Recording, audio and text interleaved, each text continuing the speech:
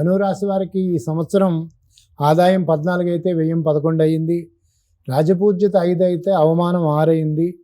అదృష్ట సంఖ్య 3. మనకి ఈ సంవత్సరం ధనురాశి వారికి వ్యాపార రంగాల్లో ఉండేటువంటి వాళ్ళకి నూతన వ్యాపారాల్లో పెట్టుబడుల ద్వారా సంస్థల మీద ఆధిపత్యం వహించి ఆ సంస్థల్ని పురోగమనంలో నడిపించడం జరుగుతుంది. మరీ ముఖ్యంగా ఈ ధనురాశి వాళ్ళకి ఈ సంవత్సరం రాహుకేతువులు సంవత్సరం అంతా కూడా రజితమూర్తిగాను సువర్ణమూర్తులుగాను సంచరించడం మూలంగా వీరికి సౌభాగ్యకరమైనటువంటి ఫలితాలు సంప్రాప్తిస్తాయి. వ్యాపారస్తులకైతే నూతన భాగస్వామ్యాలు కలిసి వస్తాయి. విలాసవంతమైనటువంటి జీవనాన్ని నేర్పుతారు. సంపద పెరుగుతుంది. ఉన్నతమైనటువంటి జీవన శైలి కలుగుతుంది.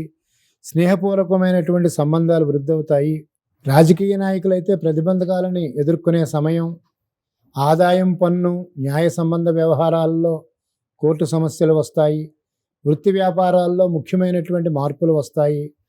గొప్ప సంకల్పం లక్ష్య సాధనతోటి ధైర్యంగా కార్యజయం సాధిస్తారు. ధార్మికంగా ఆదర్శంగా నిలుస్తారు.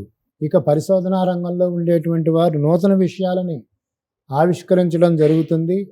ఆ విధంగా వీరికి గుర్తింపు వస్తుంది. వాక్కు కాఠిన్యం పెరగటం మూలంగా కొన్ని ఇబ్బందులు తప్పవు. కాబట్టి ఇతరులతో మాట్లాడేటప్పుడు మెరుగైనటువంటి సంభాషణ చేయాలి.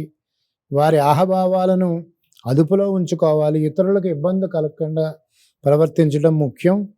ఈ రాశి వారు కూడా ధనురాశి వారు ఈ సంవత్సరం పూజించవలసినటువంటి దైవం ఆంజనేయ స్వామి. సుందరకాండ సంబంధమైనటువంటి ధ్యాన శ్లోకాలు చదివితే మనస్సౌఖ్యంగా ఉంటుంది.